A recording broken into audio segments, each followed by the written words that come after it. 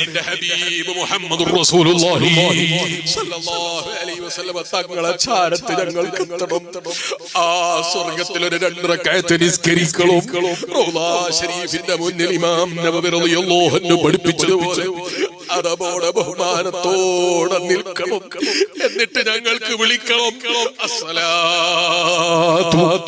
വസ്സലാമു അലൈക യാ റസൂലല്ലാഹ്. വിശ്വാസികളെ മനസ്സറിഞ്ഞ് വിളിച്ചു മഹാന്മാർ. വിളിച്ചപ്പോ നേരിൽ ഉത്തരം കിട്ടിപ്പോയി, വഅലൈക്കുമുസ്സലാം. ഏത് റൗളാ ശരീഫിന്റെ ഉള്ളിൽ 1400 വർഷങ്ങൾക്ക് മുമ്പ് വഫാത്തായി പോയ അഷ്റഫുൽ ഖൽഖ് മുഹമ്മദുർ റസൂലുള്ളാഹി സ്വല്ലല്ലാഹു അലൈഹി വസല്ലം തങ്ങളുടെ റൗളാ ശരീഫിൽ മറുപടി കിട്ടിപ്പോയി. ആർക്ക് കിട്ടിപ്പോയി? എല്ലാ ജനങ്ങൾക്കും കിട്ടിപ്പോയി. റദ്ദല്ലാഹു റൂഹി ഫർദ് അലൈഹിസ്സലാം.